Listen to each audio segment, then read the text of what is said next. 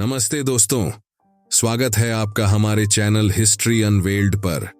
आज हम बात करेंगे एक ऐसे वीर क्रांतिकारी की जिसका नाम सुनकर अंग्रेजों की रूह कांप जाती थी। जी हां, चंद्रशेखर आजाद, वो शेर जिसने गुलामी की जंजीरें तोड़ी और आजादी की लौ को जलाए रखा। इस वीडियो में हम जानेंगे आजाद की पूरी जिंदगी, जन्म से शहादत तक, हर किस्सा, हर घटना, हर तथ्य, उनकी हिम्मत, उनके संघर्ष और उनकी विरासत। दोस्तों, चंद्रशेखर आजाद की कहानी शुरू होती है 23 जुलाई 1906 से, जब उनका जन्म हुआ था मध्य प्रदेश के अलीराजपुर रियासत के भाबरा गांव में। उनका असली नाम था चंद्रशेखर सीताराम तिवारी। उनके पिता सीताराम तिवारी और माता जागरानी देवी एक ब्राह्मण परिवार से थे। आजाद के दादा परदादा उत्तर प्रदेश के उन्नाव जिले के बदरका गांव से थे, लेकिन परिवार गरीबी और अन्य कारणों से मध्य प्रदेश चला आया। बचपन से ही आजाद में वीरता की चिंगारी थी। वो कुश्ती, तीरंदाजी और घुड़सवारी में माहिर थे। उनकी मां चाहती थीं कि वो संस्कृत पढ़ें, इसलिए उन्होंने बनारस में संस्कृत की पढ़ाई शुरू की। लेकिन वो समय था जब भारत में स्वतंत्रता की लहर चल रही थी, गांधी जी का असहयोग आंदोलन। आजाद मात्र 14 साल के थे जब उन्होंने आंदोलन में कूद पड़े। उन्होंने स्कूल छोड़ दिया और स्वतंत्रता संग्राम में शामिल हो गए। एक किस्सा सुनिए। आजाद इतने निडर थे कि गांव के बच्चों के साथ मिलकर वे ब्रिटिश अधिकारियों को चकमा देते थे। उनकी मां कहती थीं कि ये लड़का बड़ा होकर कुछ बड़ा करेगा, और वो सही निकली। अब आता है वो पल जो आजाद को आजाद बना दिया। साल 1921 असहयोग आंदोलन के दौरान आजाद को गिरफ्तार किया गया। वो सिर्फ 15 साल के थे, लेकिन ब्रिटिश पुलिस ने उन्हें कोर्ट में पेश किया। जज ने पूछा, तुम्हारा नाम क्या है? आजाद ने जोर से कहा, मेरा नाम आजाद है। जज ने पूछा, पिता का नाम? आजाद बोले, स्वतंत्रता। घर कहाँ है? जेल। जज गुस्से में आग बबूला हो गया और उसे 15 कोड़ों की सजा दे दी। लेकिन आजाद ने चीख तक नहीं निकाली, बस वंदे मातरम चिल्लाते रहे। इस घटना से उनका नाम चंद्रशेखर आजाद पड़ गया और वो क्रांतिकारियों के बीच एक हीरो बन गए। दोस्तों, सोचिए, 15 साल की उम्र में इतना साहस, क्या आज के युवा ऐसा सोच सकते हैं? लेकिन गांधी जी ने जब 1922 में चौरी चौरा कांड के बाद असहयोग आंदोलन वापस ले लिया, तो आजाद जैसे युवा क्रांतिकारी निराश हो गए। उन्हें लगा कि अहिंसा से नहीं मिलेगी, इसलिए वो सशस्त्र संघर्ष की तरफ मुड़ गए। आजाद बनारस से भागकर कानपुर गए, जहां उन्होंने मनमथ नाथ गुप्ता से मुलाकात की। गुप्ता ने उन्हें राम प्रसाद बिस्मिल से मिलवाया, जो हिंदुस्तान रिपब्लिकन एसोसिएशन HRA के संस्थापक थे। HRA का उद्देश्य था ब्रिटिश सरकार को उखाड़ फेंकना और एक गणतंत्र स्थापित करना। आजाद HRA में शामिल हो गए और फंड जुटाने के लिए सरकारी संपत्ति की लूट में भाग लेने लगे।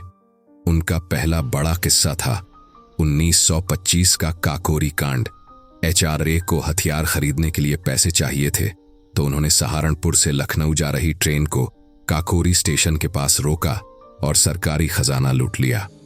आजाद इस रॉबरी में शामिल थे, लेकिन पुलिस की गिरफ्त से बच निकले। लेकिन बिस्मिल, अशफाकुल्ला खान, ठाकुर रोशन सिंह और राजेंद्र लाहिड़ी को गिरफ्तार कर लिया गया और फांसी दे दी गई। आजाद ने HRA को फिर से खड़ा किया और इसे Hindustan socialist Republican association HSRA में बदल दिया। 1928 में HSRA की स्थापना हुई और आजाद इसके प्रमुख नेता बने। उन्होंने भगत सिंह, राजगुरु, सुखदेव और अन्य क्रांतिकारियों को एकजुट किया। HSRA का मकसद था भारत को स्वतंत्र कराना, और वो भी समाजवादी सिद्धांतों पर आधारित। आजाद की रणनीति थी गोरिल्ला वारफेयर, छापामार हमले और ब्रिटिश अधिकारियों को निशाना बनाना।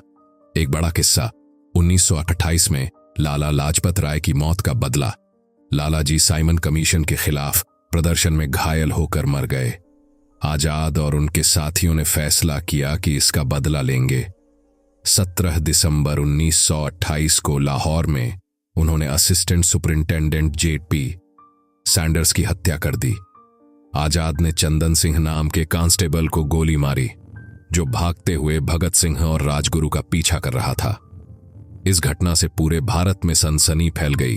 और HSRA का नाम उभरा। आजाद पुलिस की आंखों में धूल झोंक कर भाग निकले और कई महीनों तक छिपे रहे। आजाद की जिंदगी खतरे से भरी थी। उन्होंने झांसी को अपना मुख्यालय बनाया, जहां उन्होंने क्रांतिकारियों को ट्रेनिंग दी। ओरछा के जंगल में शूटिंग प्रैक्टिस, बंडेलखंड मोटर गैरेज में ड्राइविंग सीखना, वो हर कला में माहिर थे। आजाद पंडित हरिशंकर ब्रह्मचारी के नाम से रहते थे और स्थानीय लोगों के साथ घुल मिल गए।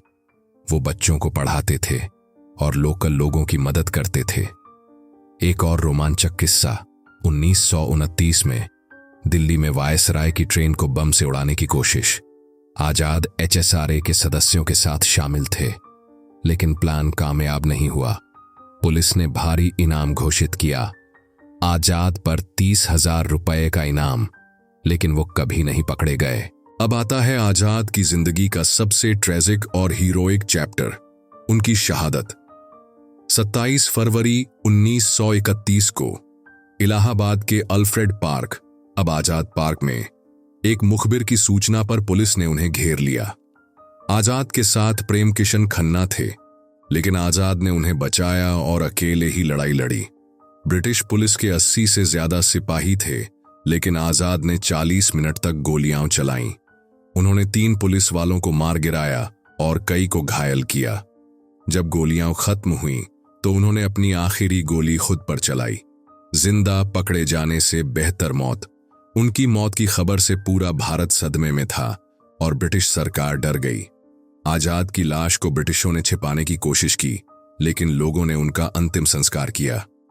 दोस्तों, आजाद की मौत के बाद HSRA कमजोर हो गई, लेकिन उनकी विरासत आज भी जिंदा है। उन्होंने भगत सिंह जैसे क्रांतिकारियों को प्रेरित किया और सशस्त्र संघर्ष की राह दिखाई।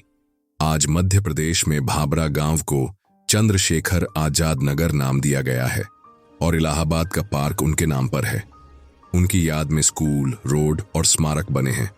आजाद की फिलॉसफी थी, दुश्मन की गोली से बेहतर है अपनी गोली से मरना। वो एक ऐसे क्रांतिकारी थे जो कभी नहीं झुके, कभी नहीं हारे।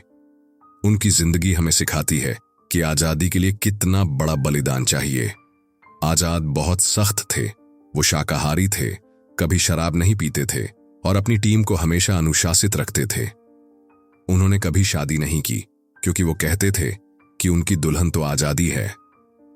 तो दोस्तों, चंद्रशेखर आजाद की ये पूरी कहानी कैसी लगी? क्या आपको लगता है कि उनकी तरह का साहस आज के युवाओं में भी है? कमेंट में जरूर बताएं। अगर आपको भारत के वीर क्रांतिकारियों की ऐसी कहानियां पसंद हैं, तो वीडियो को लाइक करें, शेयर करें और चैनल को सब्सक्राइब करें।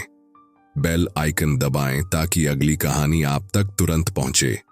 और हां, आजाद की तरह कभी हार मत मानना। जय हिंद।